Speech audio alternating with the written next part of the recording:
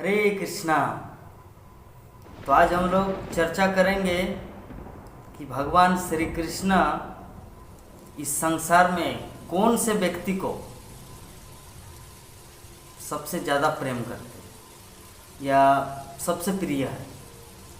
कौन सा ऐसा व्यक्ति है भगवान श्री कृष्ण का जो प्रिय है। प्रिय का मतलब भगवान की नज़रों में कोई बड़ा छोटा नहीं है, लेकिन फिर भी कुछ तारतम्य की दृष्टि से अगर देखा जाए तो फिर भी कुछ क्वालिटी होना चाहिए किसी का कि कृष्ण उसके प्रति थोड़ा स्वतः ही उनके प्रति प्रेम बरसता है। तो ये टॉपिक है कि भगवान कृष्ण का प्रिय कौन व्यक्ति है। और ऐसा नहीं कि जो कृष्ण का प्रिय व्यक्ति का कुछ मोहर लगाया गया, नहीं। हमारे अंदर अगर वो गुण विकसित हो तो कृष्ण का प्रिय हम लोग भी बन सकते हैं। तो श्रीमद् भगवद गीता की जो 12 अध्याय है उसमें भगवान श्री कृष्ण अर्जुन को समझा रहे हैं 18 एवं 19 नंबर श्लोक में कि हे अर्जुन, कौन से ऐसे व्यक्ति है जो मैं भा जाता हूँ उनके प्रति, मैं उनके प्रति बहुत प्रेम करता हूँ, वो मेरा सबसे प्रिय है, मैं उसे दिल से चाहता हूँ, हृदय से मैं उसे बहुत प्रेम करता हूँ। वो कौन सा व्यक्ति है और उसका क्या क्वालिटी होना चाहिए, क्या गुण उनके अंदर होना चाहिए ताकि वो व्यक्ति उनको प्रेम करे। तो यहाँ पर भगवान श्री कृष्ण अर्जुन को जो बोले थे कि सम शत्रु च मित्रे च तथा मानापमानयो शीतोष्ण सुखो देखे दुखेशु समसंग विवर्जित। मतलब जो व्यक्ति शत्रु और मित्र में दोनों में समभाव रखता है तथा मान और अपमान में भी किसी भी तरह का कुछ फीलिंग नहीं। कोई अगर मुझे अपमान कर दिया तो मैं पूरी तरह से दुखी हो जाता हूँ, अगर कोई मुझे सम्मान करता है तो मैं प्रसन्नता से भर जाता हूँ। नहीं, भक्त का क्या क्वालिटी होना चाहिए कृष्ण यहाँ पर बताएंगे। शीतोष्ण सुख दुखेशु, शीत और उष्ण, ठंडे के दिन में ठंडे के कारण पूरी तरह से अपने आप को सब समय चिंता करते रहना, क्या हो रहा है, इतना ठंडा क्यों हो रहा है। या उष्ण, अभी जो गर्मी का मौसम चल रहा है कि गर्मी के टाइम सोचते हैं अरे बाबा अगर मेरे घर में एसी होता या कूलर होता तो कितना अच्छा होता, बहुत कष्ट पा रहे हम।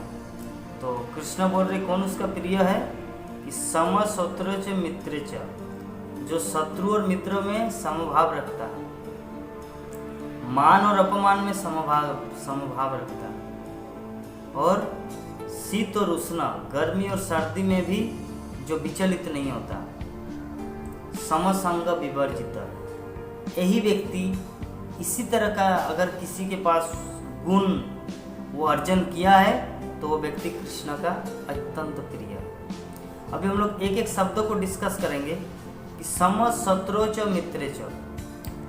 सम वैदिक साहित्य में या वैदिक युग में या वैदिक सभ्यता में वर्णन है कि अगर कोई मित्र भी, चाणक्य पंडित भी कहते हैं, अगर कोई शत्रु भी हमारे घर आए तो उसको इस तरह सम्मान करना चाहिए, उस तरह उसकी खातिर करना चाहिए, इस तरह उनको रेस्पेक्ट, उनको प्रसादम खिलाना, बैठने देना, पानी पीना, सब इस तरह बातें करना ताकि वो भूल जाए कि मैं किसी शत्रु के घर में आए, उसके अंदर में फीलिंग ही ना आए कि हम किसी शत्रु के घर में आए, उसका अनुभव हो कि हम एक मित्र के घर में आए। तो इस तरह का व्यक्ति फर्स्ट क्वालिटी। और मित्र तो मित्र है ही, जो शत्रु भी है अगर उसके घर में आते हैं तो भी उसको फीलिंग होना चाहिए कि वो मेरा मित्र है, या मैं अपने मित्र के घर में गया। शत्रु रहने पर भी अगर कोई घर में आता है मेहमान अतिथि तो उसको इस तरह सत्कार करना चाहिए ताकि उसको फीलिंग लगे, अनुभव हो कि मैं किसी शत्रु के घर में नहीं गया, बल्कि मैं एक ऐसे आश्रय में आया हूँ जहाँ पर किसी प्रकार का चिंता नहीं है। इसे कहते हैं वैदिक सभ्यता, वैदिक सिविलाइजेशन। यही है वैदिक काल की परंपरा। समो शत्रु च मित्र, मित्र में तो वो मित्र देखेगा ही, जो शत्रु भी अगर उनके घर में आएंगे तो वो उसको शत्रु रूप में नहीं देखेगा, बल्कि उसको अतिथि देवो भव मीन्स अतिथि को एक देवता स्वरूप, भगवान का प्रतिनिधि स्वरूप उसको मानता है। कि जैसे भगवान किसी के घर में अगर आए तो उसको कैसे सम्मान करेंगे, लेकिन भगवान का प्रतिनिधि आए तो उसको कैसे सम्मान करेंगे। राजा खुद नहीं आ पाए कहीं पर, लेकिन राजा भेज दिया किसी को कि आप वहाँ पर जाइए। तो अगर बुद्धिमान व्यक्ति होगा तो राजा को जैसे सम्मान करता है उसके प्रतिनिधि को भी वैसे ही सम्मान करेगा। उसी प्रकार शास्त्र में वर्णन किया गया अतिथि देवो भव, मतलब अतिथि जो है वो देवता समान होता है, भगवान के प्रतिनिधि समान। तो प्रतिनिधि और भगवान उनको कैसे सम्मान करेंगे, शत्रु के रूप में नहीं। तो इसीलिए भगवान श्री कृष्ण भगवद गीता के श्लोक में बोल रहे सम शत्रु च मित्र च, मतलब शत्रु और मित्र में जो कोई विभेद नहीं रखता बल्कि समभाव, फर्स्ट क्वालिटी। दूसरा मान और अपमान। मान और अपमान, मान लीजिए आप कहीं पर गए हैं और आप ऐसा कुछ कर गए अपने जीवन में, या कुछ ऐसा शोहरत हासिल किया कि सारे संसार के लोग आपको बोल क्या कितना वंडरफुल कार्य किया है, वो कितना बड़ा विद्वान है, इस तरह करके आपको बहुत प्रशंसा कर दिया। और कभी ऐसा हालत हुआ कि दुर्योधन की तरह आपको बोल दिया अंधा का पुत्र तो अंधा ही होता है, तब आप अपने आप को मतलब विचलित पूरी तरह से डिस्टर्ब फील करते हैं कि मुझे अपमान कर दिया, मैं इसका बदला जरूर लूँगा। अब दुर्योधन का क्वालिटी नहीं था, गुण नहीं है भक्त का ना, जिसके कारण द्रौपदी के इस बात के लिए वो भरी सभा में द्रौपदी को कैसा कुछ किया दुर्योधन ने। हाँ, तो ये क्वालिटी होना चाहिए, मान हो या अपमान हो समभाव रहना है। अपमान होने से भी विचलित नहीं होना है, समझना है कि ये मेरे पूर्व कर्म का कुछ फल है, या हो सकता है मैंने भी कभी उसको कुछ ऐसे बोला था जिसका रिटर्न में मुझे आ रहा है। मान अगर मिले तो भगवान को श्रेय देना चाहिए, क्रेडिट भगवान को देना चाहिए, क्योंकि भगवान कृष्ण भगवद गीता में बोलते हैं जद जद विभूति मत्सत्तम श्रीमद उर्जितम एवं तत्तदेव गच्छत्तम मम तेजंस संभवम। मतलब इस संसार में जितने सारे विभूतियाँ मतलब जो अद्भुत कार्य होता है, बड़े बड़े जो वंडरफुल, जो हमारे थिंकिंग से बाहर की जो कार्य हो जाता है, तो वो क्या है, भगवान की विभूति। तत्त देवे गच्छत्तम मम तेजंस संभवम, मेरे तेज के कारण वो संभव हुआ, भगवान श्री कृष्ण बोलते हैं। तो अगर मान सम्मान आए हमारे जीवन में कि आपने कुछ बहुत कुछ ग्रेट अचीवमेंट किया अपने जीवन में, तो उसे कृष्ण का श्रेय समझना है। क्यों?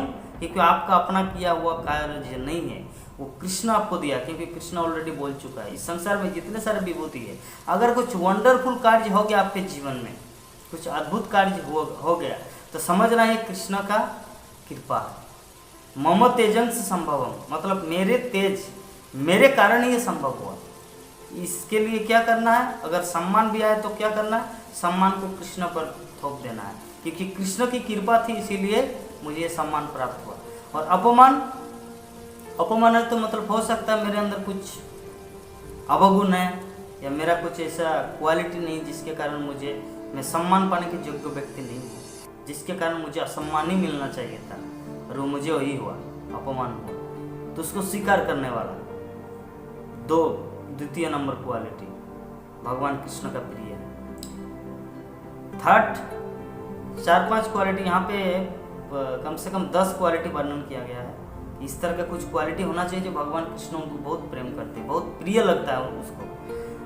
तृतीय है कि शीतोष्ण सुख दुखेशु, कि शीत हो मतलब ठंडे का दिन हो या गर्मी का दिन हो। षड गोस्वामी पुरोगन, जो वृंदावन के षड गोस्वामी श्री रूप गोस्वामी, सनातन गोस्वामी, जीव गोस्वामी, रघुनाथ दास गोस्वामी, रघुनाथ भट्ट गोस्वामी, गोपाल भट्ट गोस्वामी, ये 6 गोस्वामी क्या किया कि रात में वृक्ष के नीचे सोए रहते थे, वृक्ष के नीचे, न किसी बिल्डिंग में जाते थे न कहीं पर। आज एक वृक्ष के नीचे सोया, कल दूसरे दिन एक वृक्ष के नीचे सोएंगे, इस तरह करके पूरा जीवन उन्होंने बिताया। वो उसका ये फीलिंग नहीं आया कि अभी सर्दी का दिन है तो कहीं पर बिल्डिंग में थोड़ा कंबल ओढ़ के सोएंगे, नहीं, वो लोग वही कोपिन पहन के ही हरि भजन करते थे और भगवान श्री चैतन्य महाप्रभु का लीला कीर्तन, क्या बोलते हैं, विभिन्न वैदिक ग्रंथ लिखते थे। रात ओनली 2 घंटा 1.5 घंटा सोते थे। 24 घंटा में 1.5 घंटा 2 घंटा सोते थे स्वर्ण गोस्वामी। ठंडे के दिन हो या गर्मी का दिन हो या बारिश का दिन हो, मूसलाधार बारिश होता है, फिर भी इसे बोलते सम शीतोष्ण सुख दुखे सु, चाहे सुख हो या दुख हो, परवाह नहीं करता। श्रील प्रभुपाद 70 वर्ष की आयु में अमेरिका चले गए। 70 वर्ष की आयु में सभी आराम करते हैं अपने जीवन में, लेकिन प्रभुपाद क्या किया, दुख की परवाह ना करके, चाहे दुख आए या सुख आए, दुख की परवाह ना करके चले गए अमेरिका 40 रुपया लेकर। क्यों? कृष्ण भक्ति का प्रचार करने। क्यों? वो दुख को महत्व नहीं दिया श्रील प्रभुपाद, चाहे दुख हो या सुख हो, वो समभाव है, जिसके कारण प्रचार प्रसार किया। उसी प्रकार तीसरा, तुल्य निंदा स्तुतिर मौनी संतुष्ट जेन केनचित। तुल्य निंदा, कोई निंदा करे या कोई मेरी स्तुति करे, कोई सम्मान करे, अपमान करे, संतुष्ट जेन केनचित, वो संतुष्ट रहता, सभी परिस्थितियों में संतुष्ट रहता। अनिकेत स्थिर मतिर भक्ति मान में प्रियो नर। अनिकेत स्थिर मतिर, स्थिर मति मीन्स बुद्धि, स्थिर मतलब धैर्य, जो स्थिर है, बुद्धि जिसका चंचल नहीं है, जो भटकता नहीं। कौन, ये एक दूसरा क्वालिफिकेशन, अलग क्वालिफिकेशन भगवान श्री कृष्ण बताते कि कौन मेरा प्रिय है इस संसार में। ये आज का टॉपिक है, कृष्ण का प्रिय व्यक्ति कौन है। इनमें से लास्ट के कि स्थिर मतिर भक्तिमान में, मतलब अपना बुद्धि स्थिर होना चाहिए और भक्ति करना चाहिए। ऐसा नहीं कि अपना स्थिर बुद्धिमान है और भगवान की भक्ति को नहीं करता ना। स्थिर मतिर, हाँ, स्थिर मतिर भक्ति मान में प्रियो नर। ये कुछ क्वालिफिकेशन है, ये कुछ गुण है जो जिस व्यक्ति के अंदर हो, वो कृष्ण उसको बहुत प्रेम करेंगे या वो कृष्ण बहुत प्रेम करते हैं। तो अभी चॉइस दोनों हमारे हाथ में है। अगर हमारे पास ये क्वालिटी है तो कृष्ण हम लोग को प्रेम करते हैं, हाँ। और हमारे पास अगर नहीं है तो अगर अर्जन करेंगे तो कृष्ण हमसे प्रेम करेंगे, कृष्ण हम लोग को प्रिय मानेंगे। तो अभी हमारा डिसाइड है, हम लोग को चाहिए क्या करना है, कृष्ण का प्रिय बनेंगे या कृष्ण को दुख देंगे। कृष्ण हमारे पिता है, कृष्ण हमारे पिता समान है। हर पिता चाहता है कि उनका पुत्र नाम कमाए, जगत में प्रसिद्धि लाभ करे, हाँ। तो जो इस संसार में सबसे बड़ी प्रसिद्धि क्या है? इस संसार में सबसे बड़ी प्रसिद्धि, फेमस या हाँ फेमस व्यक्ति वही है जो कृष्ण भक्त के रूप में प्रतिष्ठित है। गोदावरी के तट पर जब रामानंद राय को श्री चैतन्य महाप्रभु ने पूछा कि संसार में सबसे बड़ा प्रसिद्धि क्या है जीवन में, तो रामानंद राय ने उत्तर दिया कि जो कृष्ण भक्त के रूप में ख्याति है इस संसार में, उससे बढ़कर कोई व्यक्ति, प्रसिद्ध व्यक्ति है ही नहीं। वही सबसे फेमस पर्सन है इस जगत का। तो सभी ऑप्शन हमारे पास है, सब कुछ सुविधाएं हैं, सब उपलब्ध है, श्री कृष्ण हम लोग को दे चुके हैं। अभी हम लोग को बस उसे यूज करना है। बुद्धि दिया है, भक्ति करने का सौभाग्य प्रदान किए है, श्रील प्रभुपाद जैसे गुरु दिए हैं, इस्कॉन जैसे सोसाइटी दिए है, कृष्ण जैसे कृष्ण दिए हैं। ऐसे में तो अलग जितने युग में आता है, कलि युग में, हर कलि युग में द्वापर सत्य त्रेता द्वापर कलि, द्वापर में कृष्ण आता है, विष्णु का अवतार कृष्ण आता है। लेकिन इस कलि युग में साक्षात कृष्ण आए 28वें मनंतर। तो हम लोग को ये सोचना चाहिए, और कृष्ण जब चाहते हैं कि हम उनका प्रिय बने तो एक बार ट्राई करके देखा जाए। चलिए, कृष्ण जब चाहते हैं तो हम अपने आप को देने में क्या हर्ज है। बहुत सारा जीवन, बहुत सारा समय तो ऐसे ही इधर उधर भटका दिया। कोई कुछ चाहता है उनके पीछे लग जाता है, वो कुछ चाहता है उनके पीछे लग जाता है। इस तरह करके कितना जन्म जन्मांतर लग गया है ना। प्रवृत्ति, नेचर के अनुसार हम लोग को शरीर मिलता है। अगर हम लोग ज़्यादा चंचल बनेंगे तो बंदर बनते हैं, हाँ। ज़्यादा कोई मांस खाने का आदी हो जाता है तो उसे सिंह का शरीर दिया जाता है। अगर वो व्यक्ति ज़्यादा ईर्ष्यालु हो जाता है तो वो सांप बनता है। अगर वो अनाप शनाप कुछ भी बिना सोचे समझे कुछ खा लेता है तो वो सुअर बनता है। तो नेचर के अनुसार प्रकृति उसको शरीर देती है। तो इसीलिए तो हम लोग तो बहुत सारे धारण कर चुके थे, अभी मनुष्य शरीर हम लोग को प्राप्त हुआ है भगवान कृष्ण की कृपा से। तो क्यों ना इस जीवन को कृष्ण की सेवा में अर्पित कर दिए जाए। ऐसे में तो कृष्णा, जब भी हम लोग कृष्ण की शरण में जाएंगे कृष्ण हम लोग को एक्सेप्ट करेंगे, लेकिन किस समय क्या हो जाएगा, इसीलिए थोड़ा बुद्धिमानी के साथ अगर हम लोग प्रयत्न करेंगे तो अपने जीवन को थोड़ा कृष्ण भक्ति में प्रैक्टिस, एक दिन में तो सब कुछ संभव नहीं है। श्रील प्रभुपाद बोले कि ये शरणागति जो है, ये शरणागति होने में मेरा 20 साल लग गया। हाँ, श्रील प्रभुपाद बोले उनका गुरु महाराज से दीक्षा लिया, भेंट हुआ 1922 में, इसको इस्टेब्लिश्ड हुआ आफ्टर 40 ईयर्स, उसके बाद हाँ 40 साल बाद 1922 में श्रील भक्ति सिद्धांत सरस्वती ठाकुर प्रभुपाद को इंस्ट्रक्शन दिया कि आप चैतन्य महाप्रभु की वाणी को सारे विश्व में फैलाओ। और श्रील प्रभुपाद किया कब? 1965 में, 22 से 65 इतना दिन। तो शरणागति श्रील प्रभुपाद खुद अपने मुख से बोलते हैं कि मेरा शरणागति हुआ 20 साल लग गया, मेरा फुल्ली सरेंडर टू कृष्ण। तो अगर हम लोग प्रयास करेंगे, उस लक्ष्य की ओर रहेंगे, तो एक दिन हम लोग पूर्ण रूप से शुद्ध भक्त बनेंगे, उस कृष्ण के प्रति पूर्ण रूप से शरण ग्रहण करेंगे। ऐसा नहीं कि आज मैं बोल दिया कि क्यों न इस जीवन को कृष्ण की सेवा में दे दिया जाए, पूर्ण रूप से कृष्ण की सेवा में होगा। सेंटिमेंट में तो बहुत कुछ होता है, लेकिन प्रैक्टिकल में बहुत कठिन है, क्योंकि मन बदलता है, मन चंचल है। तो इसलिए प्रैक्टिस के माध्यम से करना है, तो एक दिन हम लोग पूर्ण सिद्धि की ओर प्राप्त करेंगे और कृष्ण के प्रति हम लोग पूर्ण 100% शरणागति लाभ करेंगे। और इस शरणागति, कृष्ण के प्रति शरणागत होना ही हमारे जीवन का लक्ष्य है, क्योंकि कृष्ण वही चाहते हैं, सर्वधर्मान परित्यज्य मामेकम शरणम व्रज, एकमात्र मेरी शरण में आओ, सब कुछ छोड़ दो। तो यही है, सब कुछ छोड़ने का मतलब बहुत परिभाषा हो सकता है। सब कुछ छोड़ने का मतलब हमारी जो इच्छाएं हैं, भौतिक इच्छाएं, भौतिक इच्छा को त्याग कर एक मतलब कृष्ण क्या चाहते हैं उस इच्छा को पूरा करने को कहते हैं सब कुछ छोड़, सर्वधर्मान परित्यज्य मामेकम शरणम। ओके, हरे कृष्णा कृष्ण कृष्ण हरे हरे, हरे राम राम राम।